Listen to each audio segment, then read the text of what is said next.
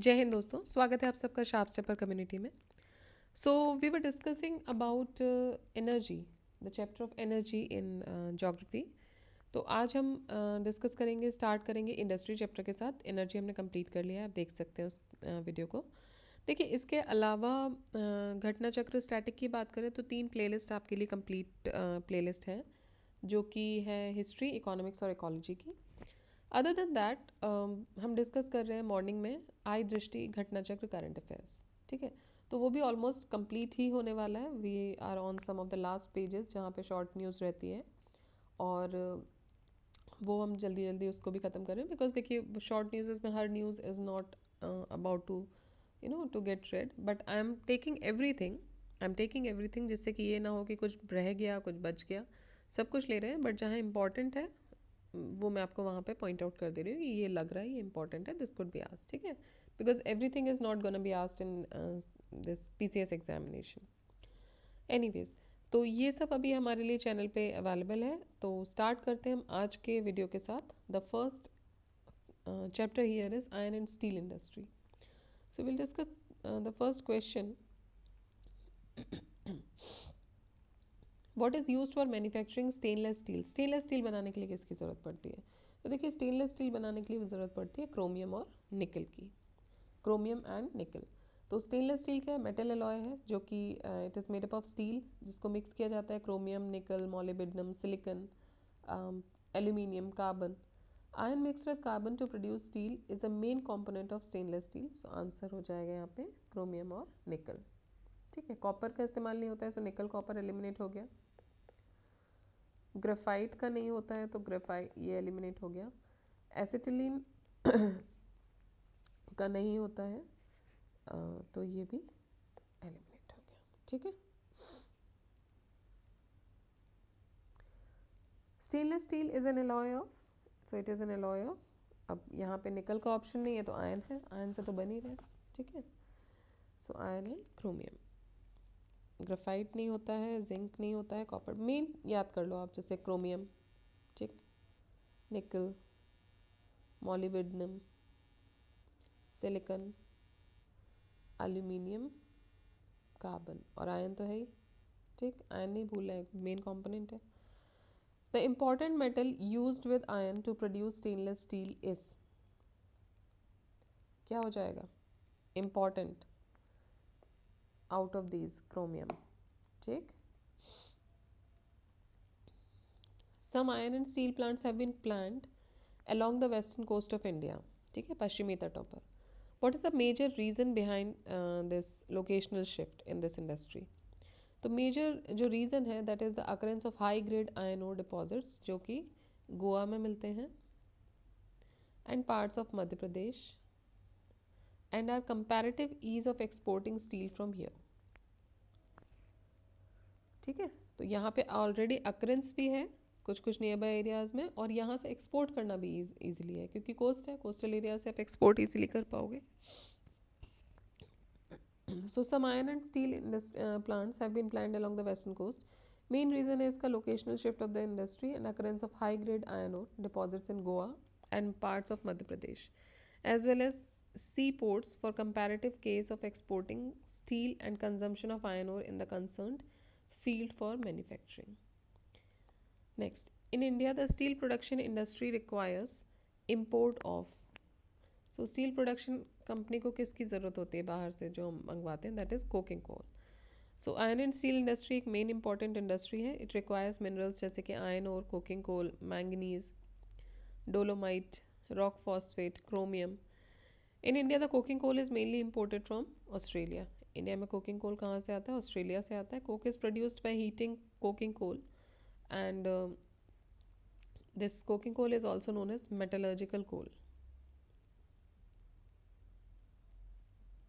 ठीक है, तो इंडिया में जो बेसिकली जो कोक होता है वो कैसे प्रोड्यूस होता है? कोकिंग कोल को प्रोड्यूस करके कोक प्रोड्यूस होता है। That is not a coke what you consume. Coking coal is also known as metallurgical coal भी बोलते हैं। The local supply of coal is not available to, local supply जो है कोल का वो इनमें से किसको नहीं मिलता है, किसको अवेलेबल नहीं है? So it is VSL Bhadravati. इसके अलावा जमशेदपुर, दुर्गापुर और भिलाई में मिलता है। सो वीएसएल भद्रावती इकलौता आयरन एंड स्टील प्लांट है जो कि कोल प्रोड्यूसिंग एरिया से बाहर सिचुएटेड है। Absence of coal was met by the use of charcoal, जो कि फायरवुड से मिल रहा है, obtain from state forest. The plant switched over to electric furnace after the completion of Mahatma Gandhi hydel power station. Next is, which of the following iron and steel is located neither on iron ore area nor on coal field but approximately at the midway between them? Okay, so कौन सी ऐसी iron और steel plant industry है जो कि ना तो iron और area में है ना ही किसी कोल फील्ड एरिया में, बट कहीं मिडवे है? So that is Bhadravati. Bhadravati के पास दो मेजर फैक्ट्रीज हैं that take up large part of the city. The Visvesvaraya iron and steel plant factory started by Shri M Visvesvaraya and Mysore paper mill factory. ठीक है, तो ना ही ये आयरन ओर एरिया में है ना ही कोल फील्ड एरिया में है। TISCO plant is located near, तो ये है Tata iron and steel company limited. Tata Nagar ही पूरा बसाया था इन्होंने। So it is prime steel company of India. ठीक है, 1907 में एस्टेब्लिश हुई थी ये TISCO plant. Which of the following statement is not correct? Rourkela Steel Plant, the first integrated steel plant in the public sector of India, was set up with the collaboration of Soviet Union. तो देखिए यही गलत है, ये Soviet union के collaboration से नहीं हुआ था। जो राउरकेला प्लांट था वो जर्मनी के कोलैबोरेशन से हुआ था, RG। ठीक है, जर्मनी। राउरकेला स्टील प्लांट पहला इंटीग्रेटेड स्टील प्लांट है पब्लिक सेक्टर में। It was setup with the Soviet union collaboration, तो ये गलत है, सोवियत यूनियन नहीं, जर्मनी से हुआ था, RG। ठीक है। सेलम स्टील प्लांट, ये एक प्रीमियर प्रोड्यूसर है स्टेनलेस स्टील का, सही बात है। महाराष्ट्र इलेक्ट्रोस्मेल्ट लिमिटेड, ये सब्सिडरी है steel authority of India limited की। और Visakhapatnam steel plant, it is a unit of राष्ट्रीय इस्पात निगम लिमिटेड, राष्ट्रीय इस्पात निगम लिमिटेड। देखिए अब बहुत बारी ऐसा होता है कि ये जानकारी आपको नहीं होती है, और नॉर्मल है नहीं होना भी, लेकिन अगर आपको ये पता है जो मेन स्टील प्लांट्स हैं वो किसकी मदद से कौन कौन से बने थे, जो 4-5 हैं आप याद कर लीजिए, तो आप ऑलरेडी पहले ही ऑप्शन में इसको एलिमिनेट कर सकते थे। तो ज़रूरी नहीं है कि ये सब पता होना आपके लिए ज़रूरी है तभी आप उसको एलिमिनेट कर पा रहे हो। उसको एलिमिनेशन के लिए आपको ये पता होना चाहिए कि कौन सा स्टील प्लांट किसके कोलैबोरेशन से बना है। ठीक है, तो इस तरह से जो भी हैं 5-6 वो आप याद कर लीजिए। Next is Bhilai steel plant. अब भिलाई किससे बना हुआ है? तो BR, Russia. So it is a collaborative project of Indian government and Russia, located in Bhilai, Durg district in Chhattisgarh. The plant commissioned on 4th February 1959. Presently जो total requirement है iron ore of Bhilai steel plant की, वो Delhi Rajhara iron ore complex से complete होती है। It get met with the sources from there, Korba and Kargali coal mines. Next is Bokaro. अब पूछ रहे हैं बोकारो स्टील प्लांट जो है वो किसके कोलैबोरेशन से बना है? तो बोकारो 4th नंबर का था, वो भी भिलाई भी रशिया से बना था, BR था, ये भी रशिया से ही बना है, ये भी BR है। ठीक, सो बोकारो रशिया के मदद से बना है, और ये 4th public sector steel plant है इंडिया में। ये 1965 में स्टार्ट हुआ था। It was incorporated as a limited company on 29 January 1964। बाद में इसको सेल के साथ मर्ज कर दिया गया था। ये प्लांट जो है it is held as the country's first swadeshi steel plant. Which of the following industries earns maximum foreign exchange for India? Maximum foreign exchange जो है वो आयरन स्टील से आता है। ये आता है 4897। तो सबसे ज़्यादा आयरन स्टील से, सेकंड है sugar molasses, third tea and meat, और फोर्थ आता है jute manufacturers. Which of the following is not correctly matched? Bhilai,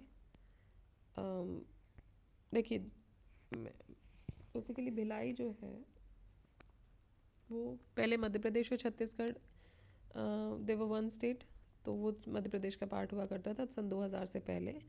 उसके बाद जब छत्तीसगढ़ अलग हुआ तो ये चला गया छत्तीसगढ़ में। So Bhilai is in Chhattisgarh. Durgapur West Bengal सही है, जमशेदपुर टाटानगर ये झारखंड में है, राउरकेला उड़ीसा ये भी सही है। सो भिलाई स्टील प्लांट एक कोलैबोरेटिव प्रोजेक्ट है गवर्नमेंट ऑफ इंडिया और रशिया का, which is located in Bhilai Durg district of Chhattisgarh. ये इस्टेब्लिश हुआ था during the second 5 year plan. और दुर्गापुर स्टील प्लांट ये देखिए भिलाई हो गया रशिया के साथ, दुर्गापुर स्टील प्लांट जो है जो वेस्ट बंगाल में है वो यूनाइटेड किंगडम DU, ठीक है, यूनाइटेड किंगडम के साथ सेटअप हुआ था। जबकि राउरकेला स्टील प्लांट जो है वो जर्मनी के साथ सेटअप हुआ था जो कि उड़ीसा में है। जमशेदपुर स्टील प्लांट ये प्राइवेट सेक्टर का ही है, टाटा का है, तो ये हो गया। और इसके अलावा हमने देखा था बोकारो, ये भी रशिया के साथ था, ठीक है, ये वी हैव सीन बोकारो, ठीक है। तो बोकारो जो है ये भी रशिया के साथ ही कोलैबोरेशन में था। Rourkela steel plant get it supplies of iron ore from, तो राउरकेला को अपनी सप्लाईज कहाँ से मिलती है? क्योंझर से। राउरकेला स्टील प्लांट ये main Mumbai Kolkata south eastern railway line पे है, सुंदरगढ़ डिस्ट्रिक्ट उड़ीसा में, और ये सेटअप हुआ था जर्मनी की मदद से। इट बिगैन प्रोडक्शन इन 1959 और ये लाइमस्टोन डोलोमाइट और मैंगनीज ओर डिपॉजिट्स के पास है। इस प्लांट को जो रॉ मटेरियल जो मिलता है, जो भी सोर्सेज जो मिलते हैं इसको, सप्लाईज जो हैं इसकी, वो कहाँ से मिलती हैं? Mayurbhanj, Keonjhar, Sundargarh, coal, Sundargarh etcetera. Coal is obtained from Bokaro, Jharia and Talcher, limestone dolomite from Birmitrpur, manganese ore from Noamundi, coking coal from Kargali coal washery, and this plant gets cheaper hydropower from Hirakund. Next है which group of steel plants were established in India after independence? Independence के बाद कौन कौन से establish किए गए? So देखिए second 5 year plan के अराउंड राउरकेला, भिलाई और दुर्गापुर ये इस्टेब्लिश किए गए थे, ठीक है। राउरकेला जर्मनी, भिलाई रशिया और Durgapur UK, RGBRDU। I think ये आपको इजी पड़ेगा याद करने के लिए, तो इसको इस तरीके से याद रखिए। दोनों भी जो है भिलाई बोकारो दोनों ही रशिया की मदद से। सो RBD राउरकेला, भिलाई और दुर्गापुर ये जो है ये इंडिपेंडेंस के बाद सेटअप किए गए। Which of the following is not correctly matched? लसुंदारा, एवियोली, Manikaran, सोना। देखिए मणिकरण तो हिमाचल में है, ये हमने डिस्कस किया हुआ था लास्ट वीडियो में। उसके अलावा सोना हरियाणा में है। लसुंदरा ये जो हॉट स्प्रिंग है वो गुजरात में है, ना कि राजस्थान में। और एवियोली ये महाराष्ट्र में है। Which of the following iron and steel production plant is located far from coal fields? Bokaro, Durgapur, Kulti, Asansol या भद्रावती? तो भद्रावती जो है वो दूर है। Which of the following iron and steel plant is not close to raw material? देखिए ये सब तो क्लोज ही हैं, भद्रावती इसमें होना चाहिए था ऑप्शन में बट नहीं है। सो मेन रॉ मटेरियल्स जो यूज़ होते हैं वो आयरन और coal, manganese, limestone, silica, chromite, feldspar है। The question does not specify which raw material it is talking about in the manufacturing of iron and steel are not found in the vicinity of the places given in the option to aforesaid question. Certain raw materials are found in near vicinity of Durgapur and certain others near Salem plant also. So both the options C and D दोनों ही correct है. However, question should be removed from the evaluation. Considering the fact that all the 4 options of the answer aforesaid question can be correct on the strength of material relied by the commission. तो किस material के बारे में बात कर रहे हैं वो यहाँ पे मेंशन इन्होंने नहीं किया था।